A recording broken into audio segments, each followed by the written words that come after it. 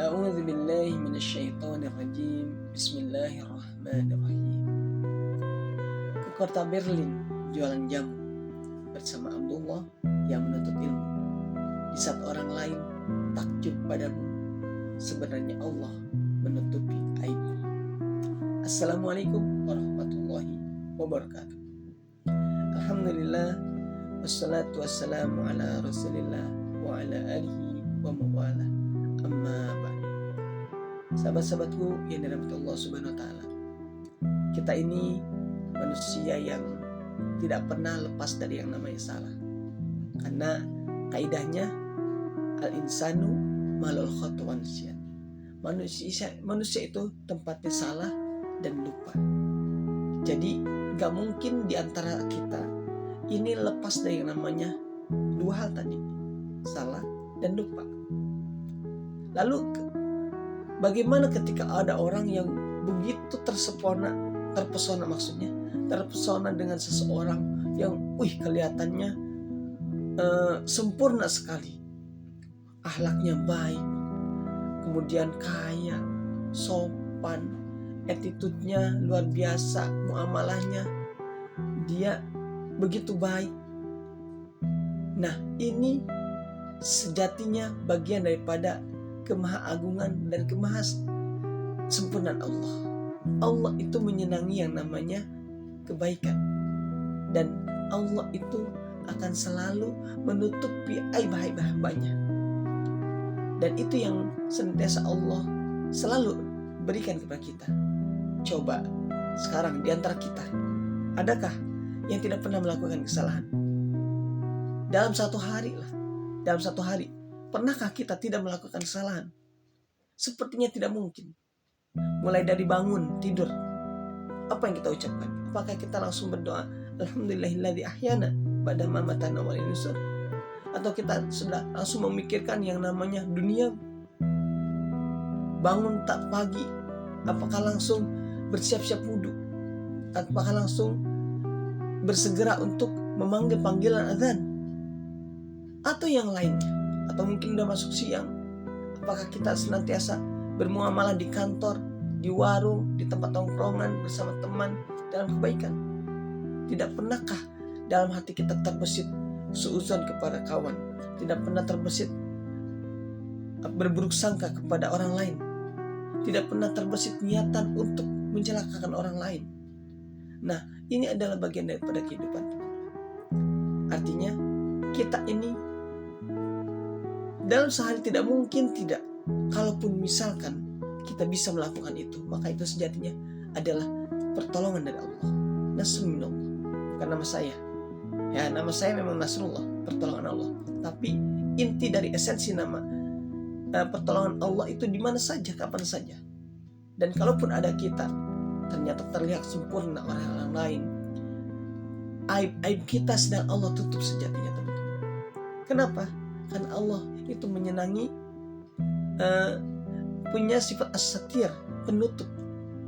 Kita itu mungkin melakukan kesalahan, tapi Allah tidak membukakan itu. Bahkan dalam hadis ada orang yang malamnya bermaksiat, paginya dia bercerita. Sejatinya Allah sudah tutupi aib yang di malam hari dari orang lain, tapi dia bercerita kepada orang lain di pagi hari dan begitu bangganya, saya sudah melakukan ini dan itu. Dan ini Allah tidak semenyenangi. Bahkan yang seperti ini, yang sudah Allah tutupi kemaksiatnya, aibnya, maka ada kemungkinan ia tidak akan diampuni. Karena Allah tutupi, ia membukanya. Dan teman-teman yang dirahmati Allah Subhanahu wa taala, kalaupun misal kita pernah melakukan salah, kita benar-benar pernah melakukan, maka mencobalah untuk menjadi seorang penutup aib. Karena Rasulullah bersabda, man satara musliman, barang siapa yang menutupi aib seorang muslim, satarallahu fid dunya wal akhirah, maka Allah akan menutupi aibnya di dunia dan akhirat. Masya Allah. Ini saking Allah begitu rahman dan rahim kepada kita. Jadi kalau kita melakukan kesalahan dan memang kita tempatnya, maka cobalah kita balas dengan menutupi aib orang lain. Sahabat kita mungkin melakukan kesalahan, jangan dibuka, jangan dibongkar. Atau kalau hari ini infotainment di TV, Masya Allah, kalau udah yang namanya begitu tuh maksiat atau kesalahan orang lain, itu menjadi trend center. Justru kalau buat para pencari berita, ini bagian daripada makanan yang empuk, yang paling digemari dan disenangi, yang akan menjadi viral. Dan kita sebagai seorang sahabat bagi yang pelaku, maka kita wajib menutupinya. Jangan seperti infotainment yang senantiasa menjadikan itu bahan daripada penjemputan cuan atau bahan daripada kerjaannya. Nah, teman-teman kini rahmatullah subhanahu wa ta'ala. Jadi sejatinya kalau kita melakukan kesalahan, ada solusinya. Apa? Kata Allah dalam Al-Quran, innal hasanat yudhibanas sayyi'at. Sesungguhnya kebaikan-kebaikan itu akan menghapusi kesalahan-kesalahan.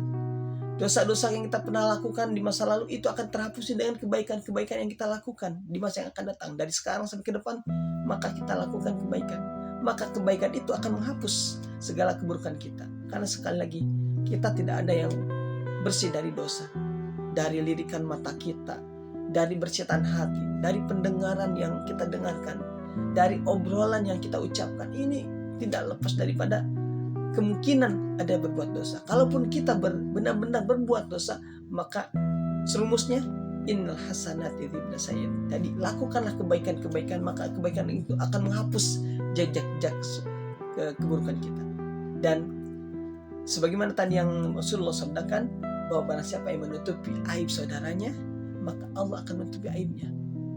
Kita ini hari ini kalau atasan masih diagungkan oleh bawahan, sahabat masih dielulukan oleh temannya, suami masih dibanggakan oleh istrinya, dan anak masih diayomi oleh kedua orang tuanya, atasan masih senantiasa dielulukan oleh bawahannya, maka sejatinya bukan karena ia yang sempurna, tapi Allah menutupi dengan begitu indahnya, dengan begitu sempurnanya Allah menutupi kesalahan kita.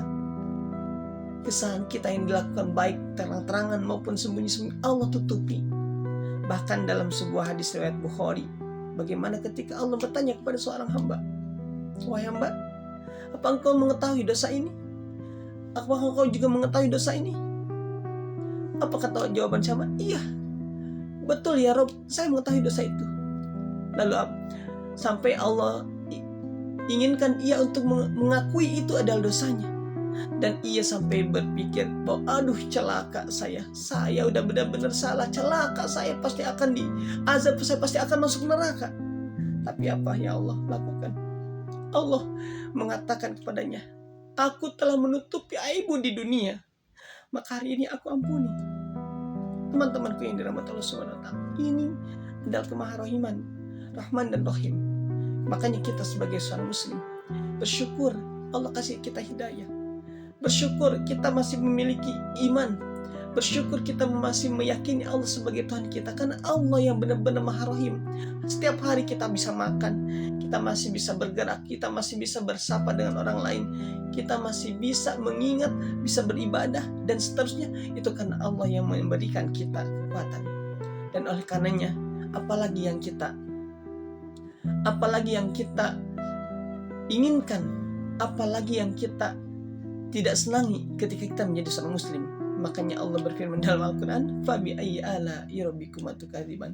Maka nikmat Tuhanmu yang manakah yang engkau dustakan? Gak ada, teman-teman. Semua yang Allah berikan kepada kita, semuanya kebaikan. Kita dijadikan manusia, bukan jadi kecoa. Alhamdulillah.